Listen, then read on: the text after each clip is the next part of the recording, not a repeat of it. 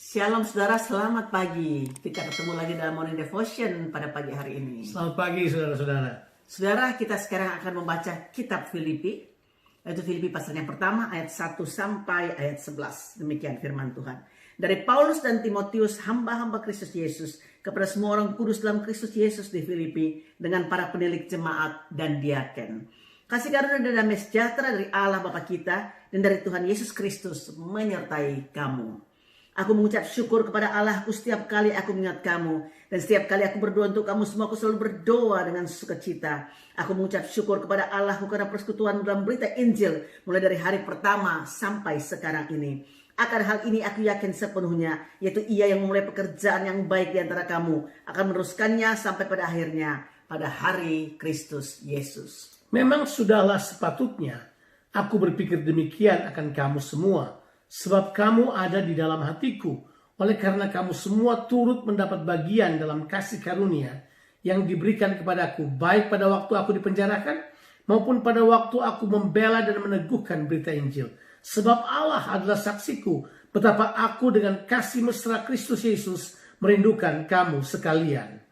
Dan inilah doaku, semoga kasihmu makin melimpah dalam pengetahuan yang benar dan dalam segala macam pengertian, sehingga kamu dapat memilih apa yang baik, supaya kamu suci dan tak bercacat menjelang hari Kristus, penuh dengan buah kebenaran yang dikerjakan oleh Yesus Kristus untuk memuliakan dan memuji Allah. Saudara, tulisan Paulus kepada jemaat yang ada di Filipi, ini pada saat Paulus ada dalam penjara di Roma, saudara. Paulus memulai tulisannya dengan mengatakan, aku bersyukur setiap kali aku mengingat kamu. Dan setiap kali aku berdoa untuk kamu, aku selalu berdoa dengan penuh sukacita. Paulus bersyukur sekalipun keadaannya tidak memungkinkan untuk bersyukur. Kenapa Paulus bisa bersyukur, saudaraku? Ada alasan, ada 3 alasan yang saya ingin sampaikan. Yang pertama, saudaraku, jemaat di Filipi ada dalam ingatan Paulus. Yang kedua, jemaat Filipi ada dalam hati Paulus. Dan yang ketiga, saudaraku, jemaat Filipi ada dalam doa-doa Paulus. Itulah sebabnya Paulus berdoa dengan penuh sukacita.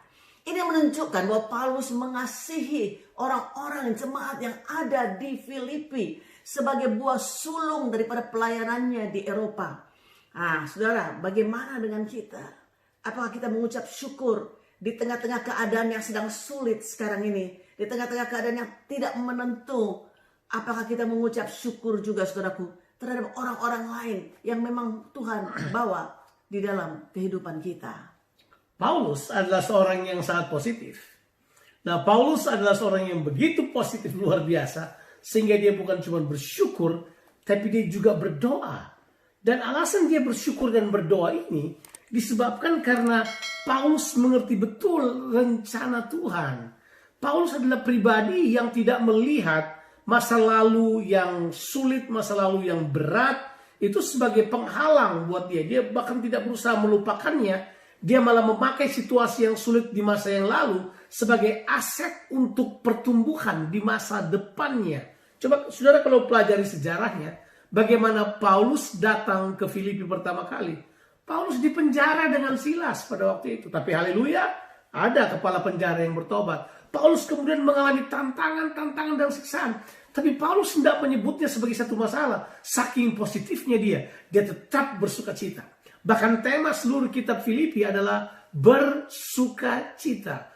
Paulus berdoa dan bersyukur karena ada 2 hal. Dia berkata yang pertama karena persekutuanmu yang indah. Yang kedua karena begini, Tuhan yang memulai sesuatu yang baik di dalam kehidupanmu.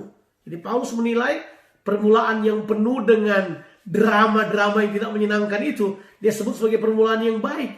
Dia akan meneruskan sampai selesai pekerjaan baiknya. Jadi Paulus tahu bahwa Tuhan yang memulai sesuatu yang baik, dia adalah Tuhan yang menuntaskan semuanya. Tuhan kita tidak pernah bekerja separuh-separuh.